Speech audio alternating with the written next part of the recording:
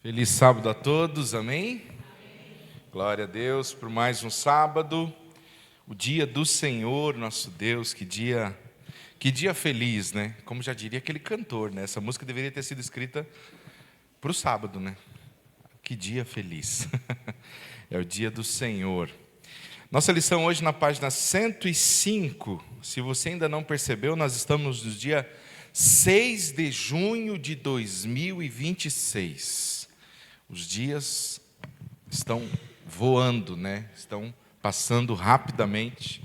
E glória a Deus por isso, né? O Senhor está no controle de todas as coisas. Cremos que todas as coisas cooperam para o bem daqueles que amam a Deus, né?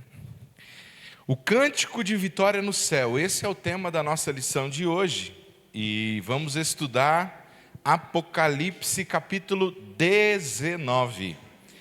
Apocalipse capítulo 19, todo o capítulo, nós vamos verificar, aprender o que podemos tirar, né, desse texto bíblico como lição para as nossas vidas, né?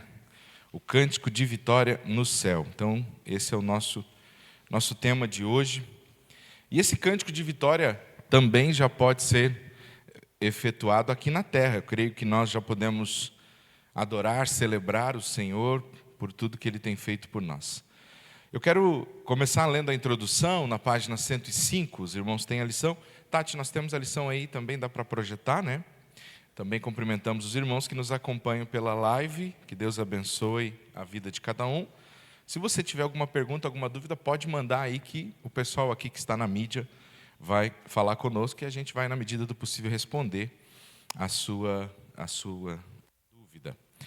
A introdução diz assim: normalmente, quando pensamos no livro de Apocalipse, vem à mente um livro de imagens fortes, tragédias e guerras. Algumas das cenas e personagens descritas são realmente inimagináveis. Eu me lembro, irmãos, que quando estava começando na fé, um dos livros que eu não gostava, não lia, era Apocalipse. Porque eu me lembro assim de pessoas falando assim: olha, fulano leu o livro de Apocalipse e ficou louco, né? Beltrano leu o livro de Apocalipse e virou andarilho. Aí eu pensava, eu não vou ler esse negócio não, né? Então assim, tinha um certo receio. E quando a gente dá uma passada de olho, sem aprofundamento, e aí a gente vai, né, ali nos primeiros capítulos não tem tantas imagens simbólicas e tudo mais. Mas de uma altura em diante, nós precisamos concordar que existem muitos símbolos, muitas imagens e descrição de batalhas e guerras, que se a gente não compreender do que está tratando ali, a gente começa a ficar um tanto quanto perdido e preocupado. Então, né, como o autor aqui diz, né, algumas das cenas e personagens descritas são realmente inimagináveis. Entretanto, este livro singular da Bíblia é a convocação ao louvor e ao regozijo. Em Apocalipse 18 e 20, diz respeito a todos os santos, apóstolos e profetas, enfim, a todo o céu. O capítulo 19 começa com um interlúdio que descreve como esses servos de Deus responderam com 4 grandes aleluias, tributando toda a glória e louvor a Deus. É isso que veremos hoje. Nós temos estudado aqui já há 2 sábados, né, há 2 semanas consecutivas, acerca da grande Babilônia, a grande meretriz, né, na lição penúltima, capítulo 17, nós tivemos uma descrição dessa grande meretriz, como que ela é, né, esse grande poder que faz frente ao Evangelho, que se opõe a Deus e que corrompe grandes massas, corrompe reis, corrompe poderes militares e que tem dominado o mundo de certa forma, né? Oferecendo numa taça de ouro, né, uma taça muito bonita, mas oferecendo veneno. As suas roupas, né, a roupa dessa grande meretriz, uma roupa muito chamativa, muito imponente, mas ela também é né, ali o que tem por trás de toda aquela beleza é morte e destruição. E aí a gente falou aqui que essa grande meretriz já foi Jerusalém, o próprio Senhor acusou Jerusalém. Nos tempos de João, essa grande meretriz, essa grande Babilônia, sem dúvida foi Roma, né? O próprio apóstolo escreve isso, a grande cidade, falando de Roma, de toda a perseguição que Roma fez aos cristãos, né, no passado, mas nós destacamos e compreendemos também que essa grande meretriz, essa Babilônia, esse sistema que tem governado e dominado o mundo, de certa forma, não é um poder só, absoluto, ou uma instituição, mas algo atemporal que está o tempo todo ao nosso redor, ao derredor, tentando nos fazer cair, tentando nos fazer tropeçar, colocando muitas vezes situações que parecem vantajosas, parecem muito boas, mas que visam nos tirar do caminho do Senhor. Então nós temos ressaltado aqui, já há 2 finais de semana, há 2 estudos, que essa grande Babilônia, todos nós estamos enfrentando, né? Essa grande Babilônia, e cada um de nós, na nossa vida, sabemos aonde que isso aperta, né? Qual é a nossa luta, qual é a nossa dificuldade em relação a isso. Agora, no capítulo 19, né, nós temos aqui o julgamento final, né? O cântico de vitória após a derrota dessa grande meretriz, né? A vinda do Senhor Jesus.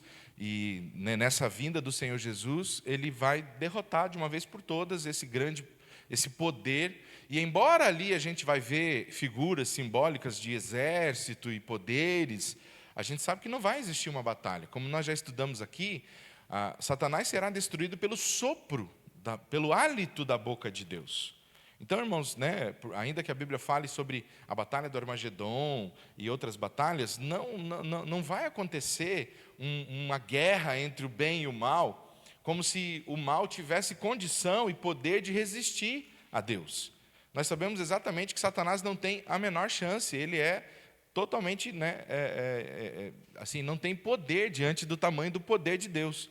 Hoje ele tem atacado, ele tem feito a sua obra com permissão de Deus, mas quando chegar a sua hora, o Senhor virá e com o hálito da sua boca destruirá a ele e todos os seus demônios e todo o sistema que tem tentado dominar o mundo. E aí, em contrapartida, no capítulo 19, a gente vai ver que os santos, aqueles salvos pelo Senhor, estarão jubilando, adorando ao Senhor, justamente por essa grande vitória que o Senhor vai impor sobre essa meretriz. Então, vamos lá, Apocalipse capítulo 19, se você tem aí a sua Bíblia, por favor, abra comigo, Apocalipse 19. Então, o texto bíblico diz ali assim, nós vamos ler hoje, agora, até o versículo 4. E aí a gente vai lendo e vai comentando, né? E os irmãos fiquem à vontade para contribuir, né? Perguntar, me ajudar aí a gente compreender melhor esse capítulo, né? Depois destas coisas, ouvi no céu o que parecia ser a voz forte de uma grande multidão. Veja, o capítulo 17 e 18 fala de João ouvindo a voz de anjos, né? Anjos proclamando os juízos de Deus, falando daquilo que Deus iria fazer. Agora a cena muda.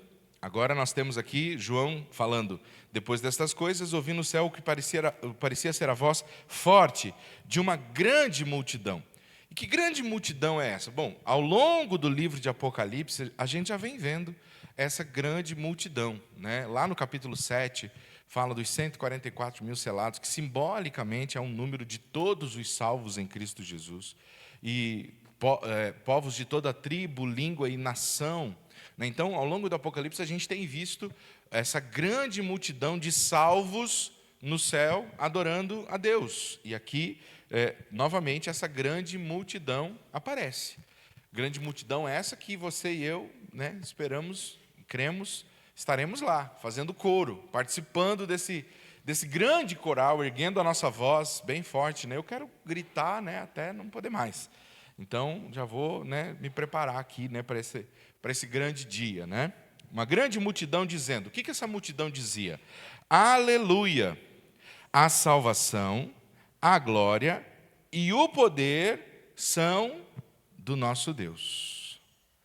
Olha só, a primeira coisa que essa multidão declara que pertence a Deus é a salvação. Ao longo de todo o Novo Testamento, né, os apóstolos e Paulo e todo mundo teve um grande trabalho de explicar para a igreja do começo, né, para a igreja do primeiro século, e hoje nós ainda também temos essa grande missão de explicar para as pessoas que a salvação, ela é dada por Deus, que ela é a vitória, a salvação é uma vitória de Cristo e não nossa.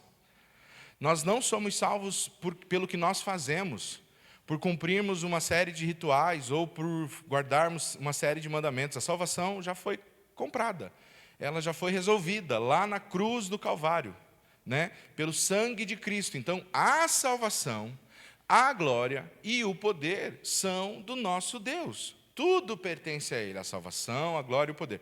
Por que essa multidão começa, né, esse coro, esse cântico, dizendo isso? Porque ao longo, né, dos últimos capítulos, a gente viu uma grande multidão de pessoas que foram corrompidas pela besta, de pessoas que foram corrompidas pela grande meretriz, e que faziam coro à besta, né, declarando ali para aquele poder, para a besta e para a grande meretriz, que elas é que mereciam a honra, eles é que mereciam o poder e a glória, né? Títulos e honrarias que somente Deus merece. Então, a igreja verdadeira, a noiva do Senhor, ela nunca deixou e nunca deixará de adorar aquele que é digno de ser adorado. Mas, ao mesmo tempo, né, veja que Satanás sempre tentou usurpar o lugar de Deus. Satanás também tem os seus adoradores, que usam honrarias que pertenceriam somente a Deus para que essas pessoas honrem a Ele. Então, ali nos últimos capítulos, né, a gente vê no capítulo 13, 14, principalmente quando fala da besta, aquelas multidões que se renderam ao poder da besta e depois ao poder da grande meretriz, eles louvam a meretriz, eles louvam a besta, né? Idolatram, cantam, declaram algo muito semelhante a isso. E aqui, a noiva do Senhor, ela está declarando: a salvação, a glória e o poder são do nosso Deus. Então, nós sabemos a quem nós adoramos, e nós devemos continuar adorando ao Senhor, e somente a Ele. Mas devemos compreender que ao longo de toda a história, sempre houve também a adoração a falsos deuses. E, né, falsos messias, falsos cristos, sempre se levantaram, né, em toda a história, anticristos, né, ou falsos cristos, que tiveram por objetivo roubar a glória de Deus. E qualquer coisa que nos nossos dias tente roubar a glória, o poder do nosso Deus, nós devemos tomar cuidado. Qualquer área da nossa vida que comece a ganhar muito mais a nossa atenção do que as coisas de Deus, nós deveríamos tomar muito cuidado. Porque a glória e o poder são do nosso Deus. No final das contas, toda a glória, toda a honra, todo o poder pertence ao Senhor.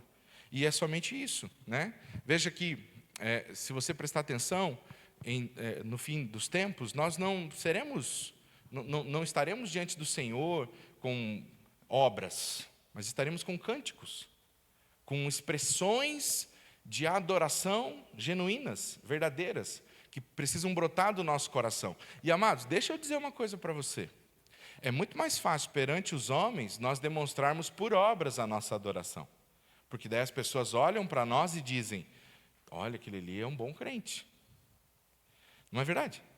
Do que nós termos uma intimidade com Deus, e o capítulo 19 de Apocalipse é justamente sobre as bodas do Cordeiro.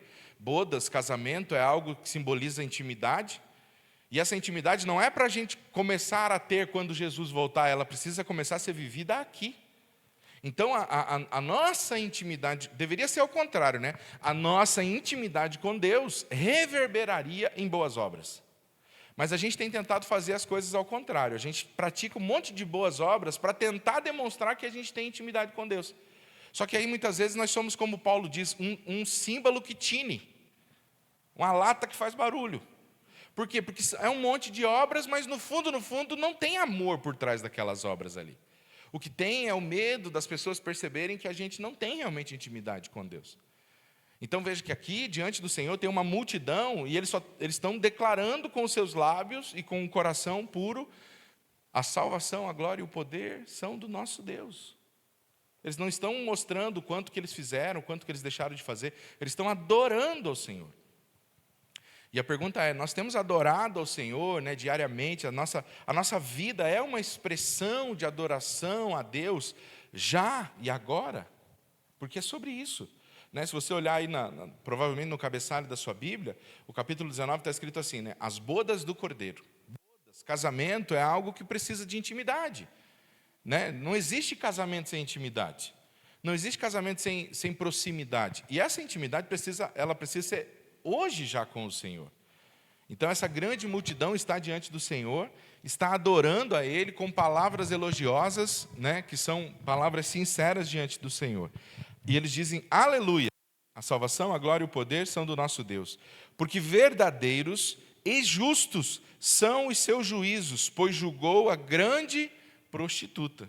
Então aqui essa grande multidão está diante, né, do Senhor e está glorificando a Deus pelo juízo que o Senhor executou sobre a grande meretriz, a grande prostituta, como nós vimos no capítulo 17 e 18. E por que o Senhor executou juízo sobre ela? Olha só, diz assim, porque ela corrompia a terra com a sua prostituição, e das mãos dela vingou o sangue dos seus servos. E disseram pela segunda vez: aleluia, e a sua fumaça sobe para todo o sempre. E os 24 anciãos para todo o os 24 anciãos e os 4 seres viventes se prostraram e adoraram a Deus que está sentado no trono, dizendo: amém, aleluia. Então 4 vezes aqui a gente vê a expressão aleluia, né, que significa louvado seja o Senhor, né, glória ao Senhor, e no final o amém, que significa sim, nós concordamos, é verdade, né? Então, uma expressão completa de adoração. Eu quero também aqui me ater um pouquinho no juízo, né, irmãos, que veio sobre a grande meretriz, que vem sobre a grande meretriz, que diz ali no versículo 2, né? Os seus juízos, porque julgou a grande prostituta, que corrompia a terra com a sua prostituição. Tem uma versão que diz assim, que levou as pessoas a adorar ídolos. Né? Então, nós temos uma religião que leva as pessoas a adorar ídolos. Mas antes que você seja bem rápido para pensar assim, né, já no que você está pensando, claro que nós sabemos que existe uma religião que incita, né, a idolatria de uma forma um pouco mais explícita. Mas os evangélicos do nosso tempo, né, ou as igrejas evangélicas do nosso tempo também têm sido uma fábrica de idolatria muitas vezes. Principalmente agora com a internet, né, com o maior alcance e tudo mais, o que nós estamos vendo de pessoas idolatrando pastores, músicos, pregadores, os tais pregadores itinerantes, né? Os camaradas não pertencem a igreja nenhuma, porque daí, né, ele é um bom orador. Daí ele enche auditórios, né, com uma boa retórica e tal. Aí ele faz sucesso. Aí ele começa e vai para lá e para cá. Só que ele não pastoreia ninguém, mas ele tem o título de pastor. Ele não cuida de ninguém. Ele não presta conta para ninguém, porque ele não tem uma igreja onde ele volta para as pessoas saberem como é que está a vida dele. Mas ele é um pastor itinerante. E as igrejas abrem espaço para essas pessoas. E aí, a gente, né, lotam.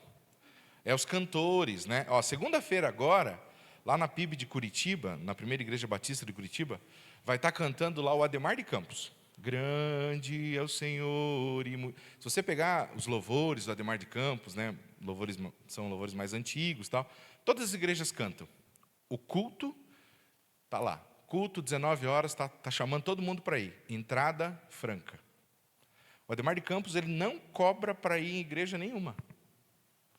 Ele vai em qualquer igreja, aonde chamar ele vai. Ele só faz culto, só vai cantar, se não cobrarem a entrada. Um camarada que tem edificado a igreja ao longo de quantos anos? Então, quem quiser ir, segunda-feira, 7 horas da noite, vai ter um culto com o Ademar de Campos cantando, né, os seus louvores lá. Eu estou pensando em ir. Né? Porque é uma bênção os louvores dele mesmo, uma bênção mesmo. E esse camarada fala: não, eu não cobro. Com certeza a igreja dá uma oferta para ele, até porque a PIB tem condição de dar. Com certeza. Porque é assim que tem que ser. É assim que tem que ser. E o Senhor tem sustentado. Agora, nós estamos vendo um tempo em que os camaradas vão, né? E aí, fila para tirar foto, para pegar autógrafo, Então, assim, uma fábrica de idolatria.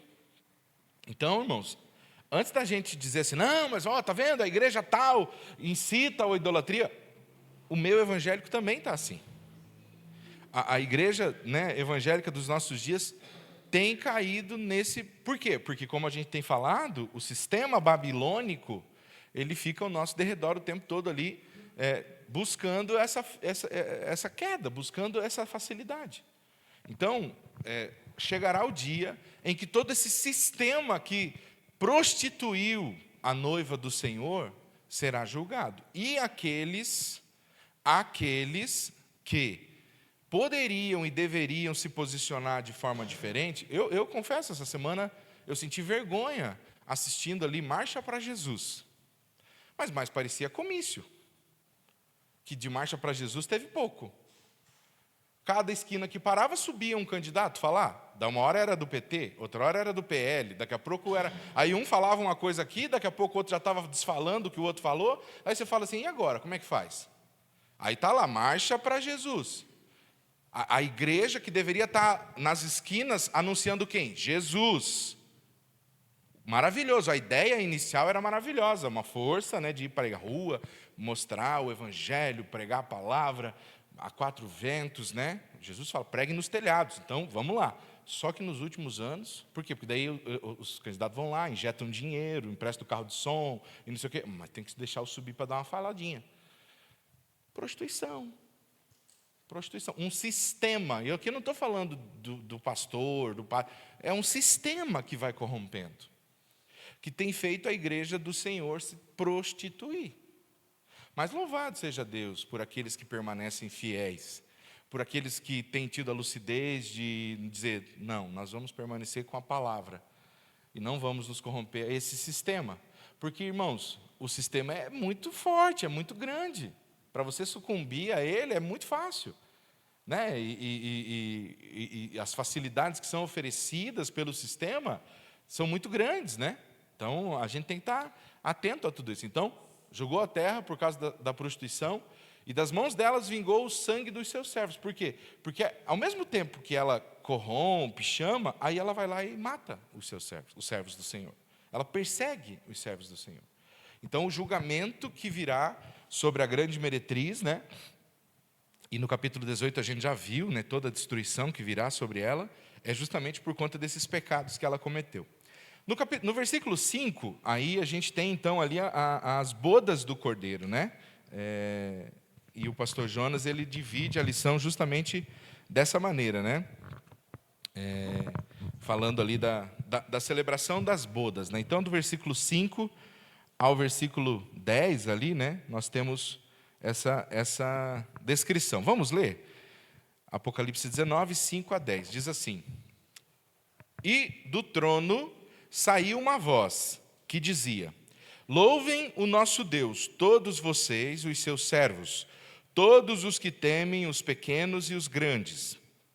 Então ouvi o que parecia ser a voz de uma grande multidão, uma voz como de muitas águas e como de fortes trovões, dizendo: Aleluia! Pois reina o Senhor, nosso Deus, o Todo-Poderoso. Alegremo-nos, exultemos e demos-lhes a glória, porque chegou a hora das bodas do Cordeiro, e a noiva dele já se preparou. A ela foi permitido vestir-se de linho finíssimo, resplandecente e puro, porque o linho finíssimo são os atos de justiça dos santos. Então o anjo me disse: Escreva, bem-aventurado aqueles que são chamados à ceia das bodas do Cordeiro. E acrescentou: São estas as verdadeiras palavras de Deus. Prostrei-me diante dos seus pés para adorá-lo. O anjo, porém, me disse: Não faça isso. Sou um servo de Deus, assim como são você e os seus irmãos que guardam o testemunho de Jesus. Adore a Deus, pois o testemunho de Jesus é o espírito da profecia. Bom, aqui a gente tem um monte de coisa para falar, né, Johnny? Vamos lá, irmãos. Então aqui a gente tem a descrição de uma espécie de um casamento. A Valéria deu risada também, né? A irmã Luciene, aí sabe muito bem do que a gente está falando, né? Vamos lá. Então do trono, novamente, saiu uma voz, né? Uma voz da grande multidão. A multidão está louvando. o louvor é semelhante ao que a gente já viu nos primeiros versículos, então não precisamos repetir, né? Toda a honra, toda a glória pertence ao Senhor. E aí eu destaco novamente, irmãos, para quem despreza o louvor, né? Às vezes a gente tem aquela coisa assim, a igreja só canta, a igreja canta muito. Meu irmão, no céu a gente vai cantar bastante. Se você não gosta de cantar, vai aprendendo a gostar, porque lá vai ter muito cântico. Olha o livro de Apocalipse, né? O livro de Apocalipse está cheio de cântico, né? Então, a gente tem aquela coisa assim de achar que o momento do louvor é menos espiritual que o momento da palavra. Irmão, tudo que a gente faz aqui no culto é culto. Desde o momento quem está fazendo as coisas aqui está cultuando, você que vem para participar, você está cultuando, então tudo é culto. Se a gente está cantando, é culto. Se é palavra, é culto. Agora, se você chega e fala, não gosto dessa cantação, não vai gostar nunca. Experimente. Né?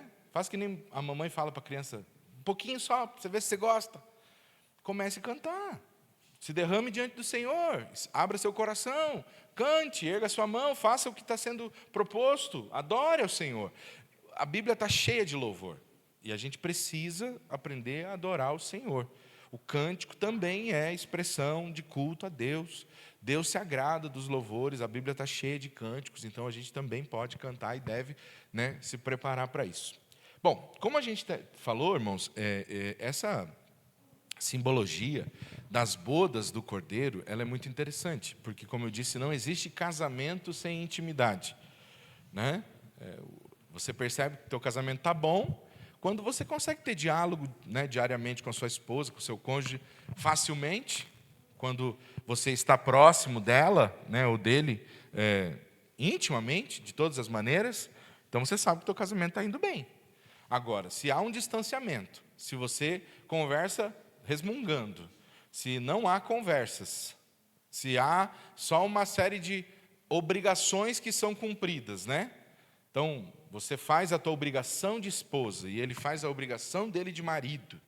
E às vezes fazem até, não é nem um para o outro, é para que os outros, se não fizer, o que os outros vão dizer? O que o pai dela vai dizer? O que o pai dele, o que teu pai, o que a tua mãe...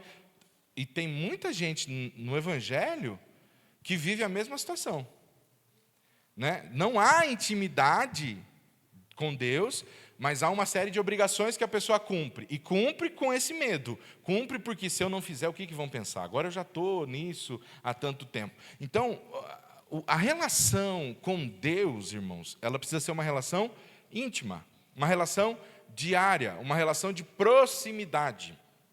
Né? Uma relação onde nós temos liberdade de nos achegar a Deus, de falar com Ele, de ouvir a voz dEle, de podermos nos abrir diante do Senhor e de consultar Ele em todo o tempo, de falar com Ele em todo o tempo, de, nas grandes e pequenas decisões da nossa vida, nos abrirmos, falar com Ele. É sobre isso. Né? Então, a simbologia do casamento, das bodas do Cordeiro, da noiva, né, que é a igreja, e nós somos a igreja, do noivo, que é Cristo, é exatamente sobre isso. Nós não precisamos esperar aquele dia. Hoje nós já podemos viver. Né?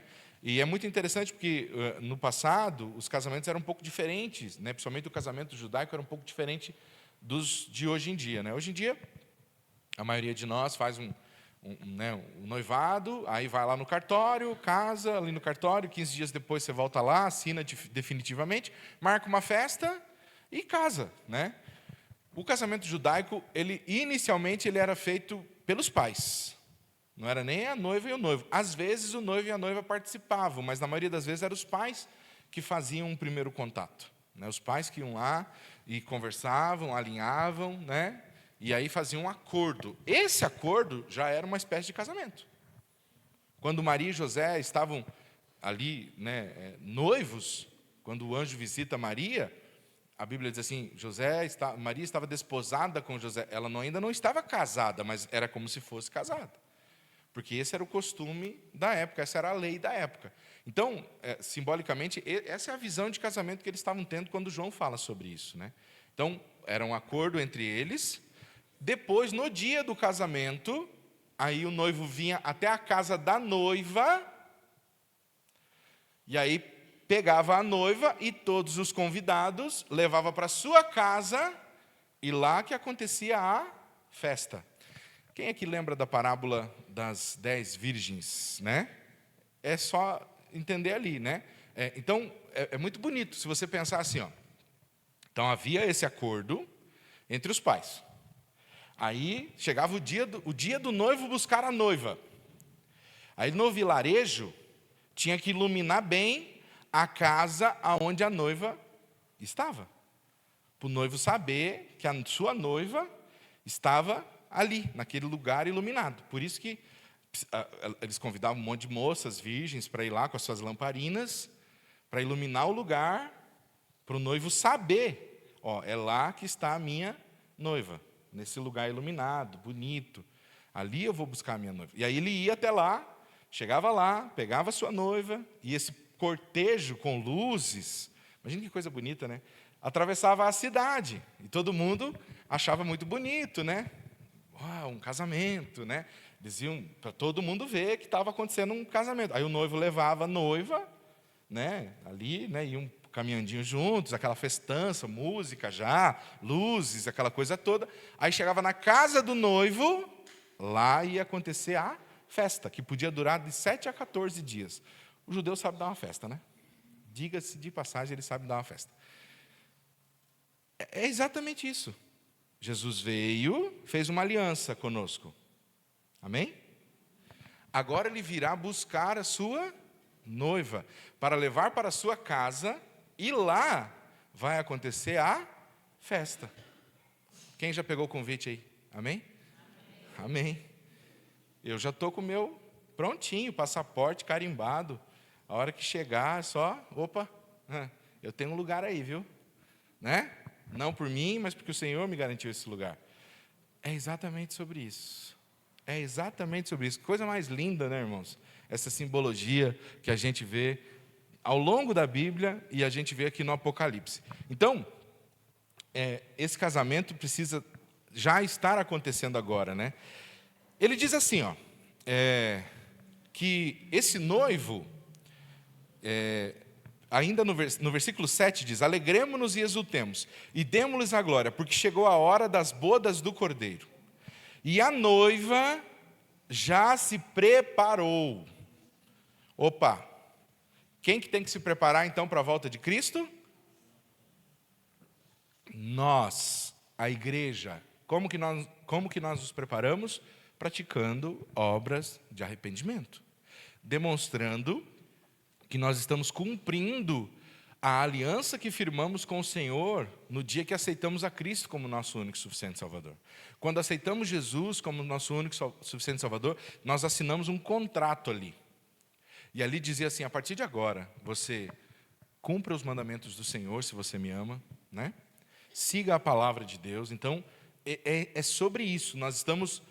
essa é a preparação da noiva.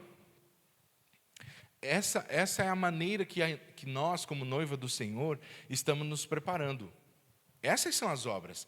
Mas essas obras não nos salvam, mas são uma expressão da nossa salvação, daquilo que Jesus já fez na nossa vida. Ele já veio, já nos salvou, e Ele está nos santificando, está nos limpando, para que nós possamos, então, no dia do casamento, estarmos devidamente preparados, né?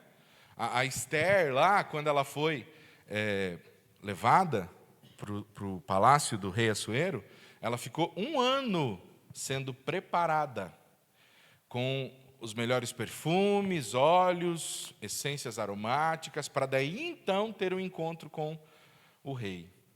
A noiva do Senhor, né? Nós fomos tirados da lama do pecado.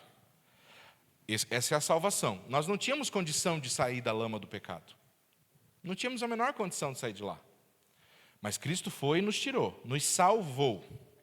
Só que agora está acontecendo um processo na minha e na sua vida, que é o quê? A lama está sendo tirada de nós. E esse é um processo conjunto. O Senhor nos dá graça, o Senhor nos dá condições para que a gente possa perceber a lama em nós e dizer: eu não quero mais isso na minha vida, eu não posso mais ter isso na minha vida. Então a gente está se preparando, né, se limpando, se perfumando com obras de arrependimento, demonstrando diariamente que nós somos salvos em Cristo Jesus, para esse grande encontro com o Senhor. É isso que está acontecendo. Esse é o processo que todos nós aqui estamos passando. Mais uma vez, essas obras não nos salvam, porque já somos salvos em Cristo Jesus, mas elas nos preparam para o encontro com o Senhor. Nós precisamos lembrar sempre disso. Então, a noiva está se preparando. E aí eu acho interessante quando diz assim, porque o linho finíssimos, né? A ela foi permitido vestir-se de linho finíssimo, resplandecente e puro. Então, veja só, tirou a gente lá do barro, da sujeira, e deu a nós linho finíssimo e resplandecente. E aí diz, porque o linho finíssimo são os atos de justiça dos santos. E o texto diz que foi Ele quem nos deu esse linho finíssimo. Não é nosso, é Ele quem nos dá esse linho finíssimo, é Ele quem nos dá essa roupa, é Ele quem nos dá essa condição.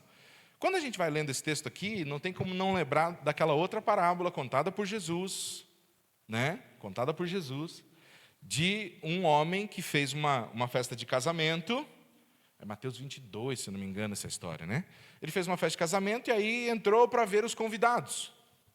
E aí, chegando lá, viu que tinha um homem que não estava com roupas para a festa. E aí ele disse assim, amigo, onde está a tua roupa? Aí ele disse, pois é, eu não tinha. Não, né? Então você não pode estar aqui. Porque, veja, se a gente sabe o que tem que fazer, esse homem que estava lá nessa festa, ele sabia que ele tinha uma roupa certa para ir lá. Que ele tinha que fazer certas coisas, e ele não fez. Então nós, irmãos, não podemos ser displicentes com a nossa fé. Ainda que o Senhor tenha nos salvado, ainda que o Senhor tenha feito a obra na nossa vida, nós temos uma tarefa a cumprir. Nós temos que fazer a nossa parte. O Senhor nos dá a roupa, nos dá o linho fino, nos dá toda a condição, mas nós precisamos fazer a nossa parte, não é mesmo? Então, o texto diz assim que a noiva, né, foi dado linho finíssimo, resplandecente e puro. E aí ele diz, bem-aventurado aqueles que são chamados à ceia das bodas do Cordeiro. Aí me faz lembrar de uma outra parábola contada por Jesus, de um homem que fez as bodas do seu filho, mandou convites para os seus convidados ali, né? Convites para os seus convidados, olha que interessante. Mandou os convites para as pessoas e disse, tal dia vou celebrar as bodas do meu filho. Porque, como eu disse, eles primeiro faziam um acordo para depois fazer.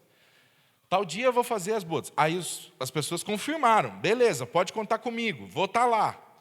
Chegou o dia da festa, lembra dessa história? Chegou o dia da festa, o Senhor mandou o servo, vá lá agora e chama todo mundo para vir. Aí, o primeiro disse assim, pois é, eu não vou poder ir, porque eu comprei um campo, eu comprei um terreno, e eu preciso ir dar uma olhada no terreno. O segundo disse, eu comprei uma junta de bois, e eu preciso ir lavrar para experimentar a junta de bois. E o terceiro disse, eu casei, e agora eu não posso ir. Né?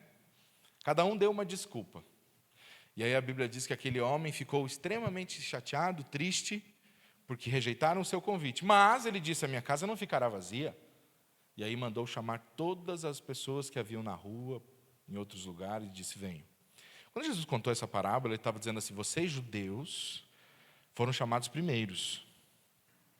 Só que vocês rejeitaram. Vocês estão dizendo não. Só que não pensem em vocês que a casa vai ficar vazia. Porque esse convite vai ser estendido para muitas outras pessoas. Pessoas que vocês consideram como sendo imundas, né? Jesus não estava dizendo assim, primeiro eles, já que eles não quiseram. Porque quando a gente lê essa parábola, parece que já que os judeus não quiseram, daí Deus resolveu salvar os outros. Não é isso. Era que os judeus pensavam assim. Então quer dizer que ele vai salvar um bando de imundo? Então Jesus estava dizendo assim, vocês pensam que eles são imundos, mas eles também são convidados. Perante o pai, perante o dono da casa, eles têm o mesmo valor que vocês. Só que vocês receberam a primazia. E isso é claro, os judeus, né, receberam a primazia, eles tinham ali o direito de receber primeiro, mas eles rejeitaram, eles não quiseram. Então, o convite para as bodas, assim, né, aqui no capítulo 19, né, bem-aventurados aqueles que são São chamados à ceia das bodas do Cordeiro. Amados, nós estamos sendo convidados para essas bodas, estamos sendo convidados para essa ceia. E é aí, irmãos, que eu entendo, né, o sábado como um dos atos pedagógicos de Deus mais criativos. Se você parar para pensar, o sábado, ele é maravilhoso em todos os aspectos. Primeiro, né, de Deus preparar um dia para que a gente parasse essa loucura, essa vida frenética que a gente vive. Deus diz assim, olha, eu vou estabelecer uma lei, porque se eu não estabelecer uma lei, você não para. Pense bem, se não fosse uma lei estabelecida por Deus, nós estaríamos aqui? A maioria de nós não. Não estaríamos. E não estaríamos aqui, não estaríamos em casa, provavelmente. Alguns estariam fazendo hora extra, outros estariam cuidando dos seus negócios. A gente estaria fazendo alguma coisa da nossa vida. Mas, porque louvado seja o nosso Deus, né? Há uma lei de Deus dizendo, o 7º dia é o sábado do Senhor teu Deus. Hoje milhões de pessoas, e aí graças aos adventistas, milhões de pessoas estão na igreja no dia de hoje, orando, cuidando das suas famílias, buscando mais as coisas de Deus. Batista do 7º dia, Igreja de Deus do 7º dia, acredite se quiser, congregação cristã do 7º dia, tem muitas igrejas sabatistas. Milhões de pessoas no mundo todo hoje estão na igreja, porque há uma lei. Deus falou, vou estabelecer uma lei. Então há uma lei para o descanso.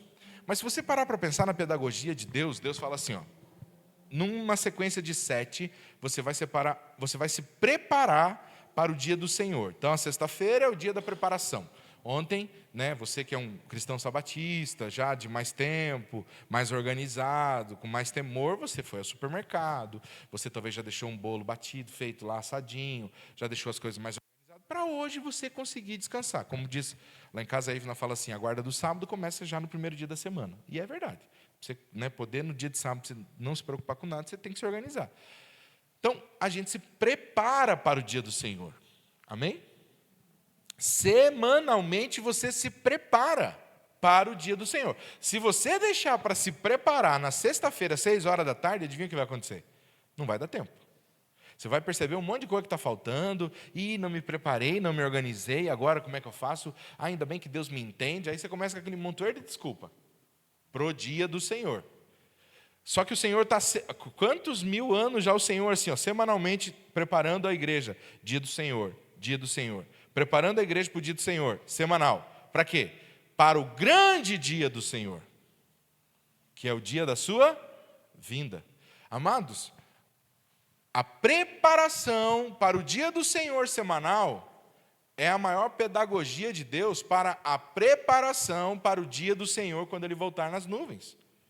Se nós não damos conta de nos preparar para o dia do Senhor, que se repete semanalmente, e a gente negligencia, e a gente diz, Deus me entende. Como que nós vamos nos preparar para o dia do Senhor? E aí ele diz assim, bem-aventurado aqueles que são convidados para as bodas. Você está se preparando para as bodas, meus irmãos?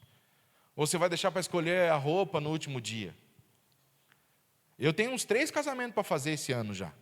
Já estou fazendo regime, irmãos, porque eu tenho uns ternos lá, que eles me abraçam de um jeito, eu não sei o que acontece. E vai comprar um terno para você ver o preço que é. Aí eu falei, essa semana eu experimentei, falei, Ivna, regime a partir de agora.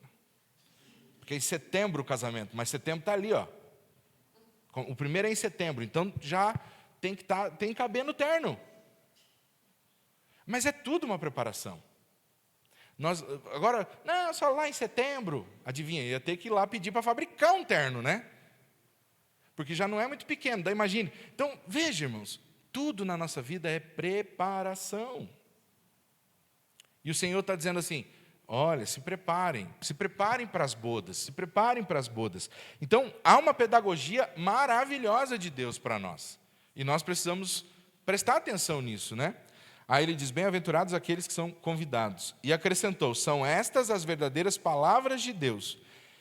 E aí nós chegamos num ponto aqui, muito, muito interessante. Veja bem, a gente está falando aqui de João.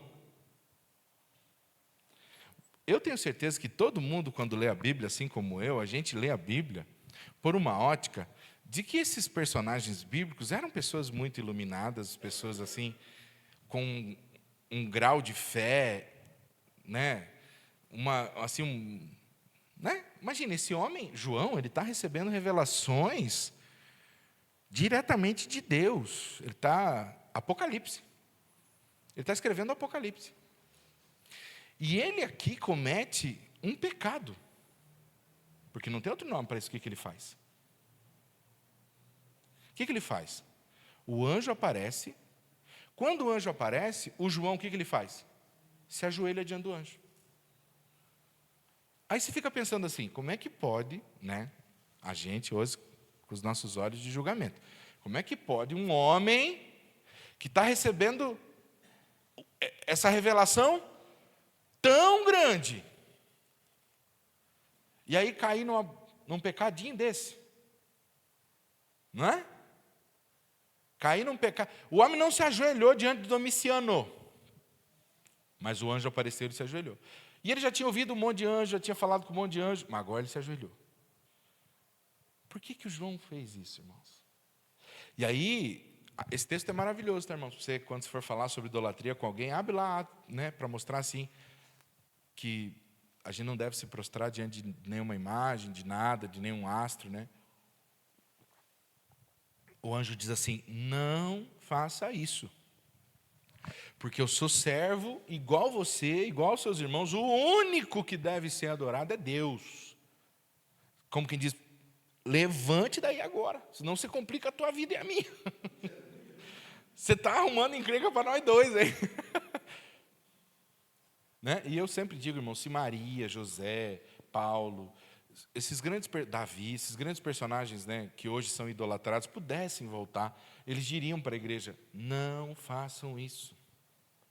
Não se ajoelhem diante de uma imagem que nem sou eu. Porque o anjo disse, não faça isso. Adore somente a Deus. Mas eu quero voltar ali. Veja só, o João, você está entendendo, irmão? O João, apóstolo, caiu, errou, falhou. Ai de mim, ai do Rafael, ai da Cátia, ai da Ivone, ai do Oséias. Aquele que pensa que está em pé, cuide para que não caia. Hoje eu estou tendo revelações do alto, irmão. Eu estou no púlpito pregando. Eu estou dando de dedo nos irmãos. Não é? Eu estou por cima. Eu estou trazendo revelações grandiosas para a igreja. Mas amanhã, ou no mesmo dia, ou na mesma hora, se eu deixar de vigiar um pouquinho, se eu confiar na minha carne, eu caio. Porque pessoas como João, como Davi, como Pedro, como Paulo, caíram, falharam. Então, vigia, crente. E muito cuidado ao julgar o outro. Porque se eu olho para a palavra e vejo pessoas como João, caindo, ai de mim. Eu tenho que me agarrar, irmãos, eu tenho que pedir oração, eu tenho que estar de pé, eu tenho que me revestir, eu tenho que buscar a graça de Deus, eu tenho que pedir a misericórdia do Senhor todo dia, toda hora. Porque Paulo diz, aquele que pensa que está em pé, cuide para que não caia.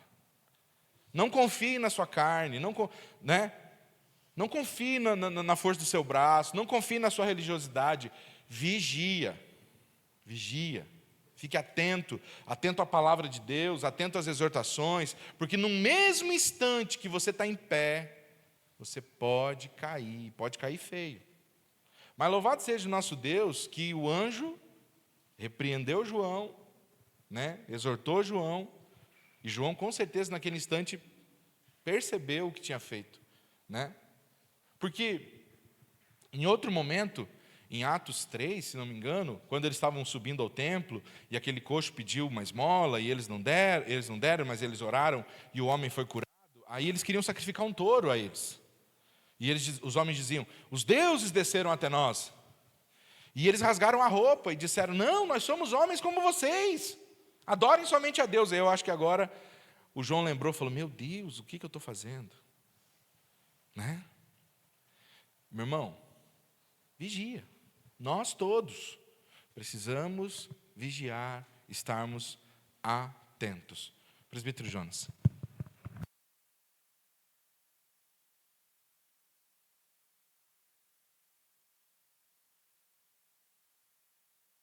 Confundiu o anjo, né?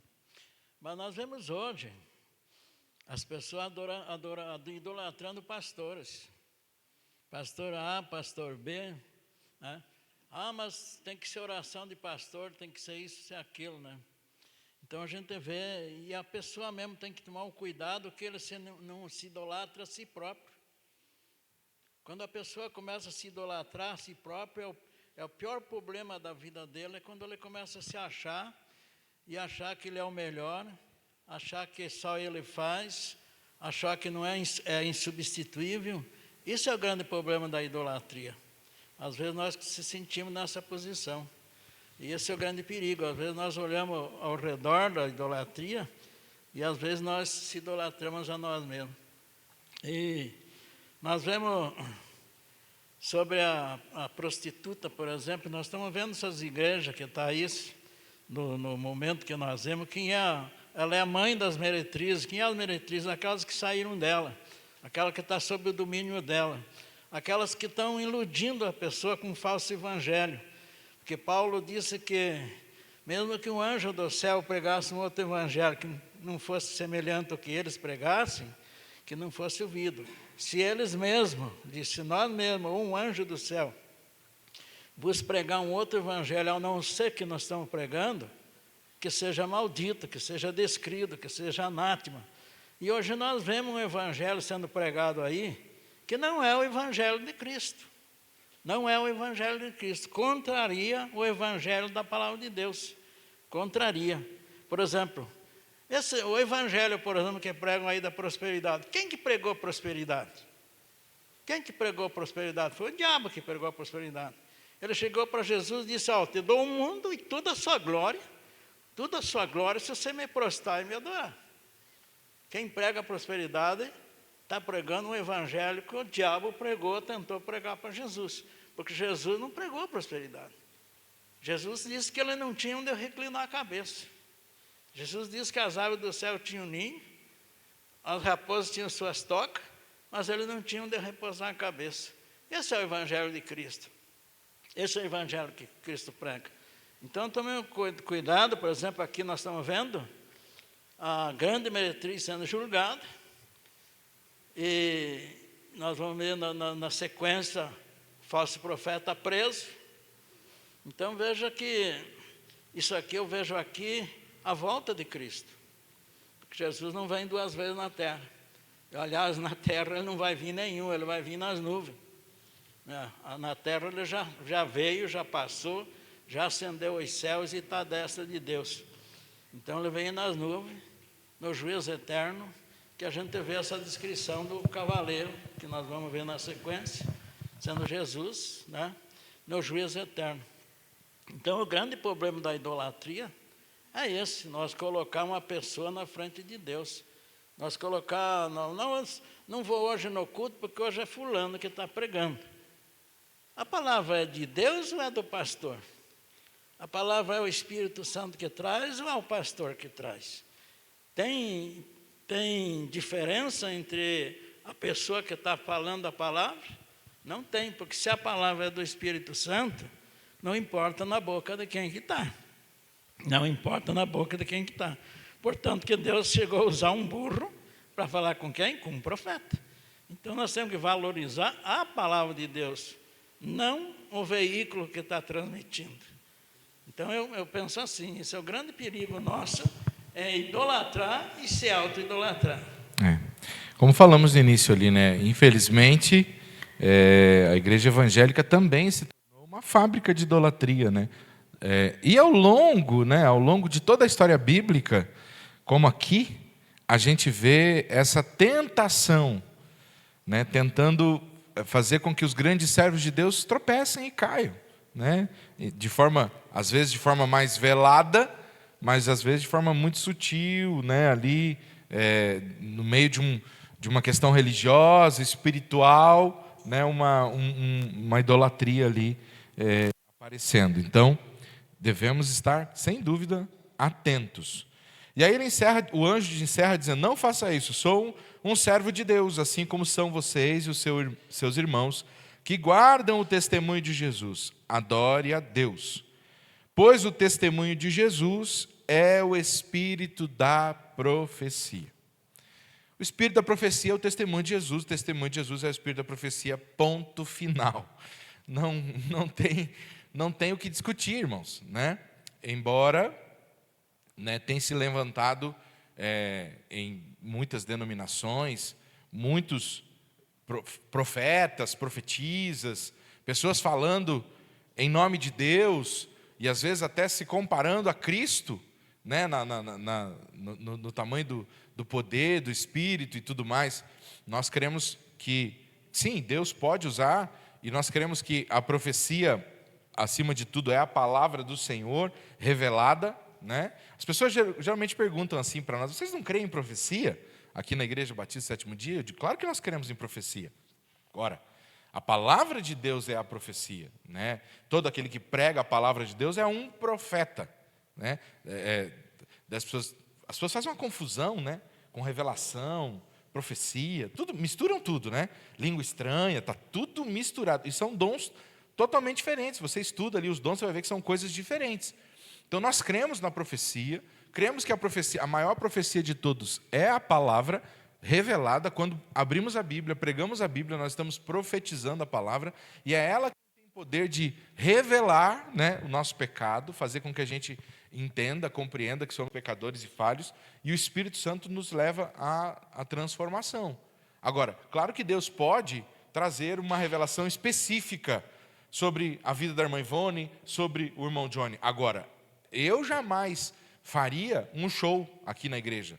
Aqui tem um irmão que está de jaqueta preta, sentado de uma irmã de blusa preta com blusa azul. Para que isso? Né? Ficar ali para demonstrar que Deus falou comigo e através de mim. É só isso, para isso que serve. E para expor a pessoa.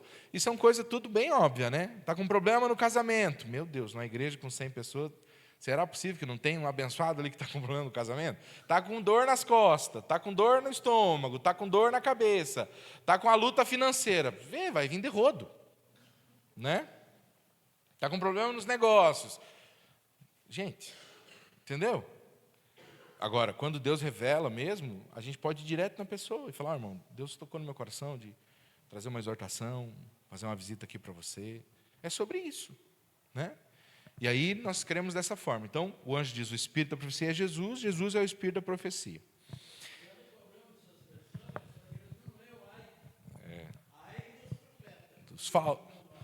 Exato. Sim, e tem muitos, né? Versículo 11: vi o céu aberto, e eis um cavalo branco. Nós já vimos aqui, numa das nossas lições, um cavaleiro branco, mas que era um falso Cristo. Lembra? Acho que foi Apocalipse 7. Que era o anticristo, né? Ele vinha montado num cavalo branco, mas ele era um falso Cristo. Ele tinha lá toda uma aparência, mas ele era... Aqui é o Cristo verdadeiro. Vi o céu aberto e eis um cavalo branco. O seu cavaleiro se chama Fiel e Verdadeiro, e julga e combate com justiça. Deixa eu só fazer mais um parênteses aqui, irmão. Veja só. O João, ele teve aquela questão ali, né, de se ajoelhar diante do anjo, arará e tal, o anjo repreender ele. Deus não deixou de falar com o João por causa disso. Deus não deixou de falar com o João por causa do pecado que ele cometeu ali. Por quê? Porque João se arrependeu, porque João percebeu. O que eu estou querendo dizer? Deus não deixa de falar com os seus servos por causa de um erro, de um pecado, né? Desde que haja arrependimento, desde que haja transformação, Deus continua falando. Porque senão as pessoas pensam: agora acabou para mim, meu Deus, olha só, como é que pode eu... Tem gente que entra num processo de culpa. E a igreja, às vezes, também vai lá e termina de massacrar. Não, como é que pode, né? Estava lá pregando, agora está aí. Irmão, deixa Deus tratar. Porque se a pessoa se arrepende, Deus volta a falar com ela, Deus volta a trazer revelação. Veja aqui o João. Ele caiu, ele pecou, né? Caiu no pecado da idolatria ali. O anjo repreendeu ele se arrependeu, Deus continuou falando com ele. Mas se fosse numa igreja nossa, dos nossos dias, carta de exclusão, vá procurar outra igreja. Aqui você não não, aqui você não serve mais para ser o nosso pastor, aqui você não serve mais para ser o nosso líder. Né? Não estou aqui, irmãos, passando pano para o pecado, vocês estão entendendo o que eu estou dizendo, amém? Eu estou dizendo assim que a gente precisa ser cuidadoso com isso, porque a gente tem sido, né, às vezes, muito para julgar, para pisar, né? E eu, de novo, vou repetir uma frase que eu falei quarta-feira. A Bíblia trata de homens e mulheres imperfeitas e imperfeitos, mas que eram sensíveis à voz do Espírito Santo e que Deus foi transformando a vida deles. E é sobre isso que Deus deseja fazer na nossa vida. Então, depois do pecado de João, Deus continuou falando com ele. Viu o céu aberto, e eis um cavalo branco, o seu cavaleiro se chama Fiel e Verdadeiro, e julga e combate com justiça. Os seus olhos são como chama de fogo, na cabeça dele há muitas diademas, tem um nome escrito que ninguém conhece, a não ser ele mesmo. Está vestido com um manto encharcado de sangue, e o seu nome é Verbo de Deus. No princípio era o Verbo estava com Deus, o Verbo era Deus, diz lá no livro de João, né? Os exércitos do céu o seguiram, montados em cavalos brancos e vestidos de linho finíssimo, branco e puro. Da sua boca sai uma espada afiada, para com ela ferir as nações. Ele mesmo as regerá com cetro de ferro, e ele mesmo é o que pisa o lagar do vinho do furor da ira do Deus Todo-Poderoso. No seu manto e na sua coxa está escrito um nome: Rei dos Reis e Senhor dos Senhores. Então vi um anjo posto em pé no sol. Ele gritou com voz forte, dizendo a todas as aves que voavam pelo meio do céu: venham, reúnam-se para a grande ceia de Deus, para comer carne de reis, carne de comandantes, carne de poderosos, carne de cavalos e os seus cavaleiros, carne de todos, quer livres, quer escravos, tanto os pequenos como grandes. E vi a besta e os reis da terra com os seus exércitos reunidos para fazer guerra contra aqueles que estavam montados no cavalo e contra o seu exército. Mas a besta foi presa, e com ela foi preso o falso profeta, que com sinais feitos diante da besta seduziu aqueles que receberam a marca da besta e eram os adoradores da sua imagem. Os dois foram lançados vivos dentro do lago do fogo, que queima com enxofre. Os outros foram mortos com a espada que saía da boca daquele que estava montado no cavalo. E todas as aves se fartaram das suas carnes. Aqui nós temos, né, duas visões maravilhosas e outra não tanto, né? Uma maravilhosa, outra nem tanto. Primeiro, o céu se abre, Jesus montado num cavalo branco, né, uma descrição ali do seu corpo e tudo mais, um exército celestial com ele, e uma visão gloriosa. Na outra visão, aves são convocadas para um banquete, para uma outra ceia. Veja que a gente falou ainda há pouco de uma ceia das bodas, né, do cordeiro para os salvos. Aqui agora, as aves de rapina são convocadas, são chamadas para se alimentar daqueles que corromperam a terra, que se entregaram ao pecado da grande meretriz. É uma visão realmente, né, você começa a imaginar assim, dá um certo ruim. Eu espero que dê, né, em você, em mim, né, porque tem gente que diz, bem feito, né. Acho que não é esse não tem que ser assim a nossa posição, né? Dizer misericórdia aqui, né? Até porque se você prestar atenção ali, fala do lago de fogo. Essa semana a Ivna queimou, fez uma queimadura horrível assim na mão, e ela falou assim, amor, que coisa triste o inferno. Que coisa triste o inferno. Porque ela falou assim, eu queimei a palma da minha mão, e a Ivna é forte para dor, irmãos, e eu vi a Ivna chorando de dor, tivemos que ir para o hospital, aquela correria, e ela falando assim, meu Deus, né, a Bíblia fala assim, né, do fogo do inferno, que vai arder, e as pessoas vão pedir a morte, não vão poder morrer. E aí a gente olha aqui, né, vendo essa descrição, realmente algo terrível. E, de novo, irmãos, nós devemos clamar a misericórdia de Deus sobre nós, sobre os nossos amados irmãos, sobre as pessoas que amamos, porque nós temos dois caminhos aqui, não tem uma terceira via. Ou nós vamos estar nas bodas do Cordeiro, nos banqueteando, ou nós vamos servir de banquete para as aves. Então, a escolha é muito clara e simples. Ou a gente vai estar sentado na mesa com o Rei dos Reis, Senhor dos Senhores, vamos estar lá cantando e glorificando a Deus, adorando o Senhor, ou nós vamos servir de banquete. Nós vamos, servir ali para essas aves que vão bicar, comer, a carne. Então, uma visão assim dolorosa, difícil realmente, mas é sobre isso. E aí, hoje, algumas pessoas ainda podem pensar assim, mas meu Deus, como é que pode um Deus de amor, um Deus de graça, fazer uma coisa dessa? Aí você tem que lembrar do que está escrito no começo do capítulo. As multidões cantando, justos são os juízos de Deus. O Senhor vai trabalhando no coração do salvo e vai fazendo com que ele compreenda que todas as condições para essas pessoas se arrependerem foram dadas. Todas as portas que podiam ser abertas para que o pecador se arrependesse foram abertas. Tudo. E aí você vê o seguinte, aquela ideia de que a gente vai estar no céu e vamos estar chorando por aqueles que aqui ficaram, não existe. Quem estiver na glória, mesmo sabendo que aqui aqueles que ficaram estarão sendo julgados, vão estar dizendo, justas são as obras do Senhor. Por quê? Porque o Senhor vai trabalhando no coração do salvo, vai trazendo essa compreensão, vai trazendo essa salvação, vai nos tirar esse pecado que habita em nós, que faz com que a gente ainda ache que Deus não é tão bom assim por tratar o pecador com a justiça que ele merece. Porque hoje é isso que acontece, Há um lado emocional em nós que a gente acha que a gente é até melhor que Deus. Porque quando a gente pensa, olha na palavra e vê que Deus vai julgar o pecador dessa forma, daí você fala assim, nossa, mas Deus vai fazer isso mesmo? Que Deus ruim é esse? Você está querendo dizer que você é melhor que Deus, então? Que o teu senso de julgamento, que o senso de julgamento de Deus está fora, o seu é que está certo. Isso é o pecado que faz em nós. Faz a gente achar que a gente é mais justo que Deus, que a gente é mais correto que Deus, que Deus não sabe o que está fazendo.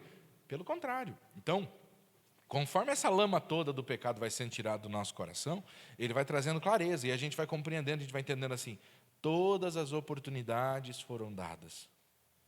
Todas as chances foram colocadas diante. Pessoas que acham que amor é justiça. Amor é justiça. Amor não tira do Exato, Caminham juntinho. Amor e justiça caminham juntinho, porque se for só amor, se torna injusto. Então, assim, Deus é amor e justiça na medida exata. E Ele vai trazer esse senso a nós, irmãos. Então, Deus vai trabalhar no nosso coração isso. Deus já está trabalhando e a gente vai compreendendo. Então, quando a gente vai entendendo isso e a gente vai vendo, às vezes, algumas coisas acontecendo e você diz, o Senhor sabe o que está fazendo. Está tudo na mão de Deus. É a mão do Senhor, é a misericórdia de Deus. Nada foge dos planos do Senhor.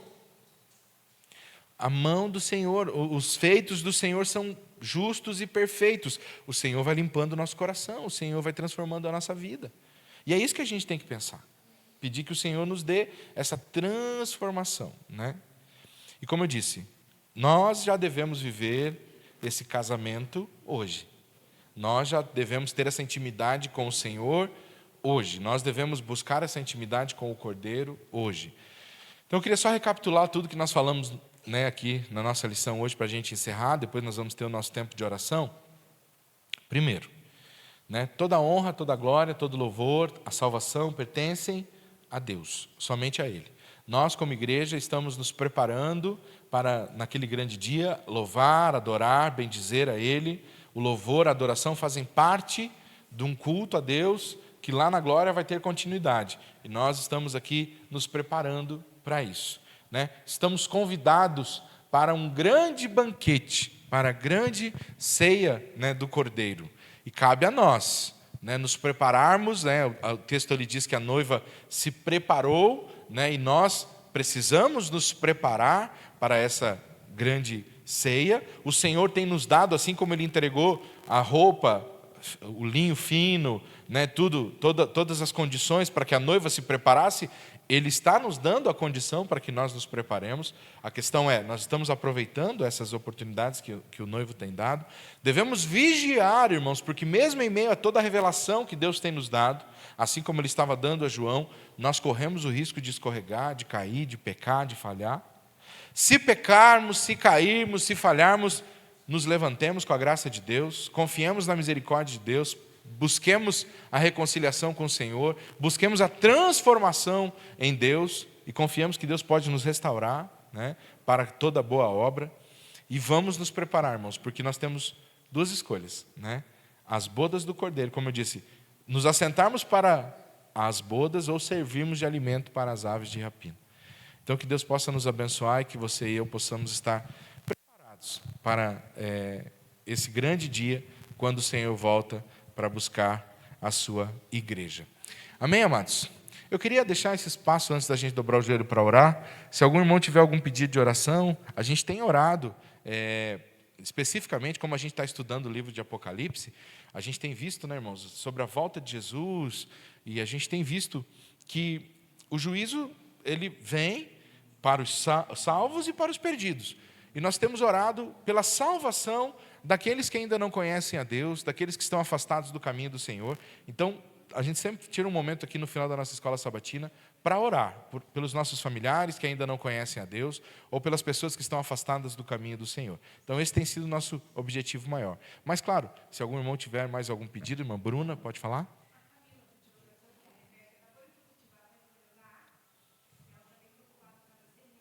Tá. Vamos orar, então, pela Rebeca, que positivou para a influenza A, né? Que Deus tenha misericórdia, que a Camila está com a bebezinha lá, né, a Celina. Então vamos orar nesse sentido, né, pela recuperação, pela saúde das crianças e pela irmã Camila. Irmã Ivone? Amém. Oração pela família, pela vida da irmã Ivone. Amém. Aqui, irmã Valéria.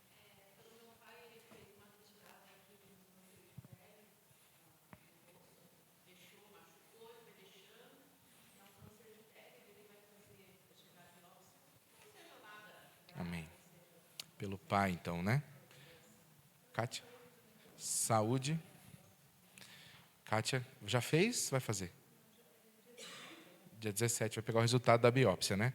Estamos em oração, vai dar tudo certo em nome de Jesus. Irmã Roseli?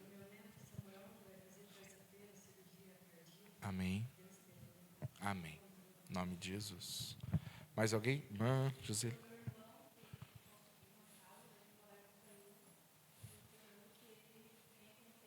Amém. Amém, assim seja, glória a Deus. Carol?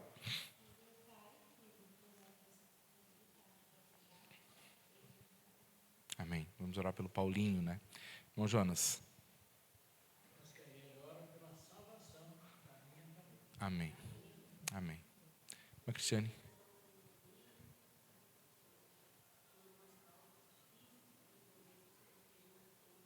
Amém. Amém. Drim?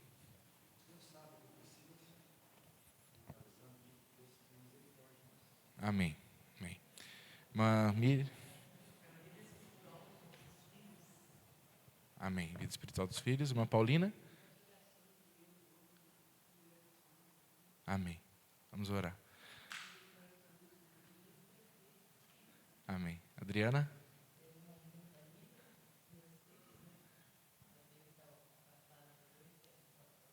Amém.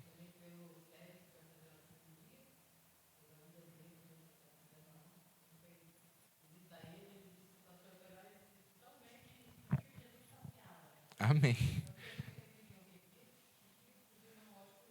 Amém, glória a Deus. Lília, ergueu a mão lá.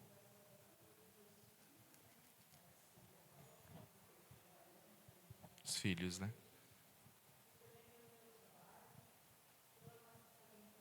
Amém.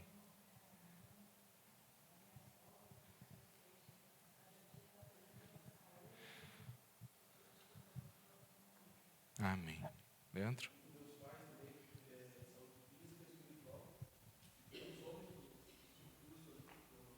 Amém. Amém. Jace?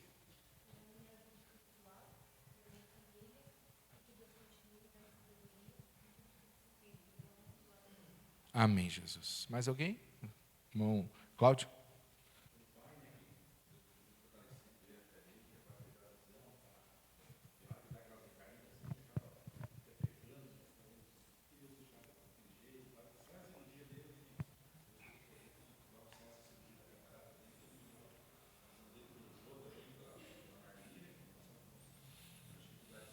Amém.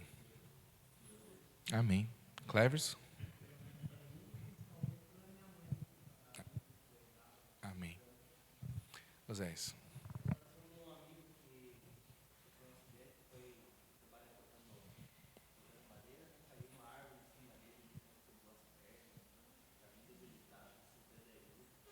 Vamos orar.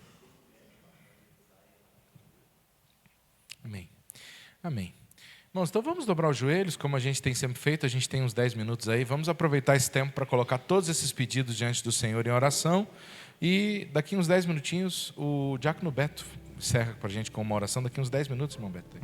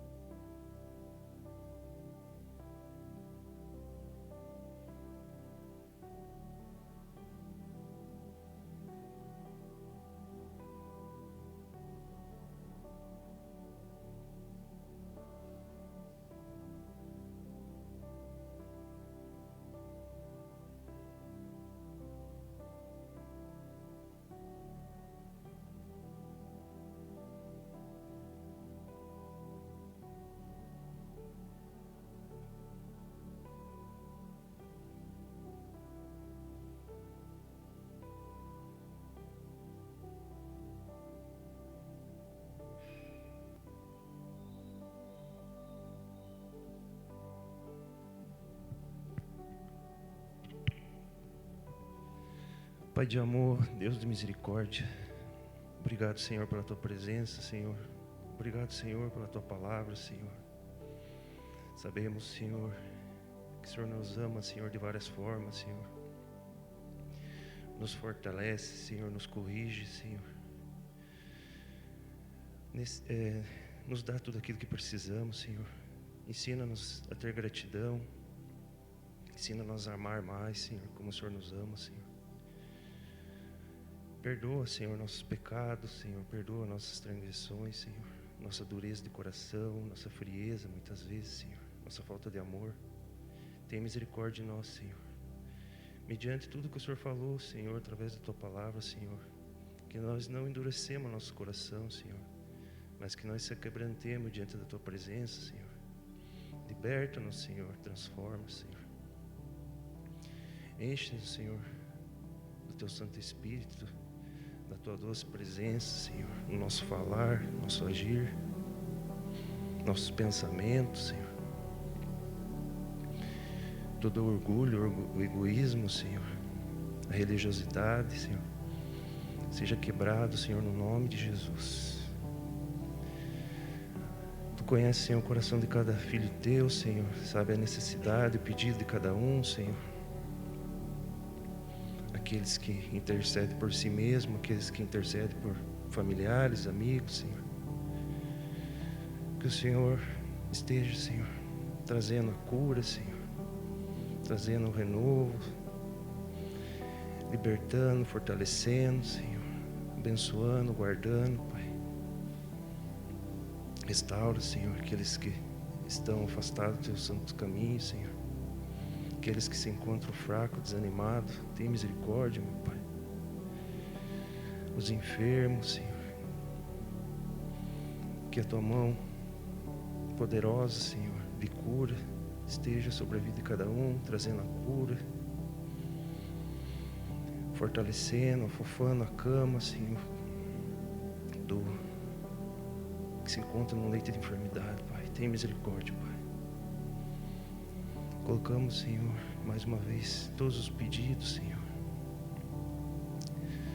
Pedimos, Senhor, pela salvação, Senhor. Aqueles que se encontram desacreditados, muitas vezes falhos, longe de Teus caminhos, Senhor. Que o Teu Santo Espírito esteja incomodando, falando no coração, Senhor, dos Teus filhos, Pai. Assim, abençoa, Senhor, Teus filhos, a Tua igreja, Senhor. E que possamos levar o Senhor para nossas casas, por onde a gente andar, Senhor. Que não seja apenas esse momento aqui, mas que a Tua presença, Senhor, nos acompanhe, Pai. Nos ajuda, Pai. Nos fortalece, Pai, no nome de Jesus. Amém.